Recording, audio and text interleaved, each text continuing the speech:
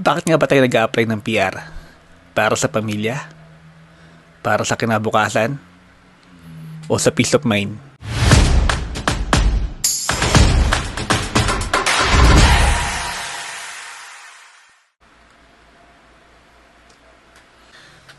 Bakit nga ba tayo nag-a-apply ng PR? Para sa pamilya? Para sa kinabukasan? O sa peace of mind? Lahat yan valid.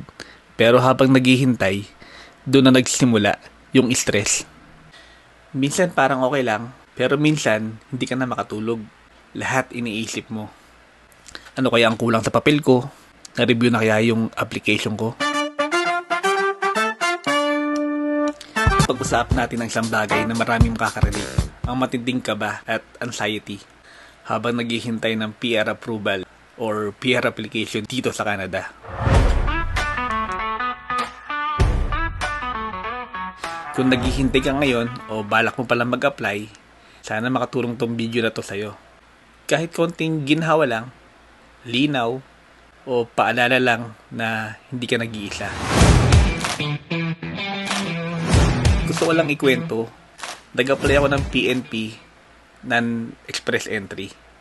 Mga buwan na ang lumipas at gaya ng marami sa inyo, araw-araw kong chine-check ang email ko. Nagbabasa sa mga forum na parang baliw at nire-refresh ang IRCC portal na parang may utang sa akin. Nagsimula ito lahat sa excitement dahil ipasa ko lahat.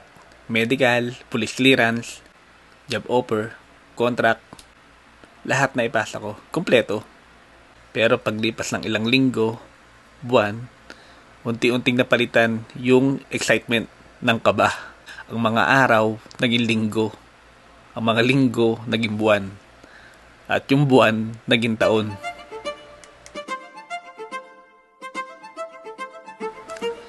May iba, may ilang buwan nang di makatulog ng maayos, laging may kaba sa dibdib, kahit nakareceive na ng AOR or pre-arrival letter, hindi pa rin mapakali. Laging may what if. Paano ko ma-refuse? Paano ko ma-delay? Paano ko mawalan ng status? May mga araw na kampante ako. Sinasabi ko sa sarili ko maayos naman lahat. Konting hintay na lang. Pero may mga araw na bumabagsak din yung loob ko. Paano ko ma-reject ako?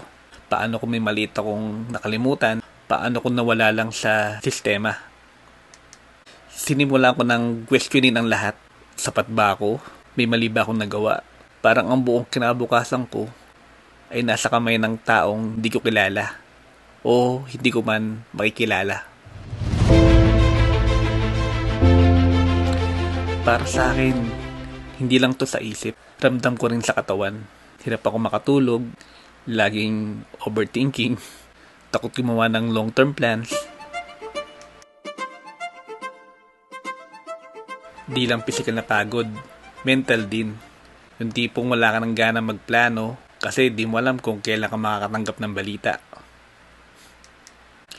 Nagiging irritable ka kasi nawawalan ka ng motivation kahit sa trabaho o simpleng bonding time. Kwento ni Ate Maricel, 14 months na siya naghihintay. Ang kwento naman ni Kuya Gino, sobrang na siya naiinip at halos gusto nang sumuko. Pero heto sila ngayon, approve na. Una, tinanggap ko na hindi ko kontrolado ang proseso. Pangalawa, ginawa kong productive ang paghihintay. Nag-aral ako online, nagbasa-basa, nag-focus sa mga bagay-bagay sa araw-araw, at nagtrabaho ng maayos. At pangatlo, nagdasal ako. Pinasa ko na lang kay Lord.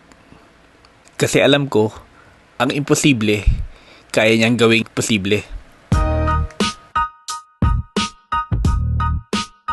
Alamin mo yung timeline ng stream mo para may idea ka kung gaano kahaba talaga. I-double check lahat ng documents mo para walang hassle. Mag-join ka sa mga groups or FB groups para meron kang idea.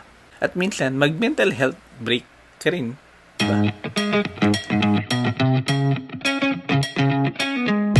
Kung isa ka rin sa naghihintay ngayon, tandaan mo lang, hindi ka nag-iisa. Sinusubok ng prosesong ito ang pasensya mo, ang tapang mo, at ang tibay ng loob mo.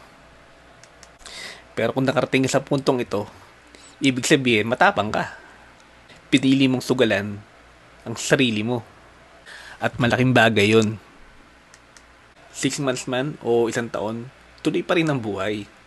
Huwag mong hayaang umikot lang ang buhay mo sa isang email. Mabuhay ka pa rin kahit may uncertainty.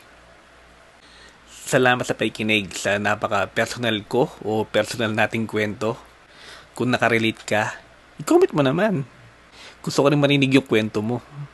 At kung naghihintay ka pa rin ng PR mo, pinapaalala ko sa iyo ang lakas, linaw, at kapayapaan ng isip. Kung meron kang kakilala na tulad ng sitwasyon natin, i-share mo naman to. Baka sakaling makatulong sa kanya. Hanggang sa next video mga sir. Ingat kayo lagi.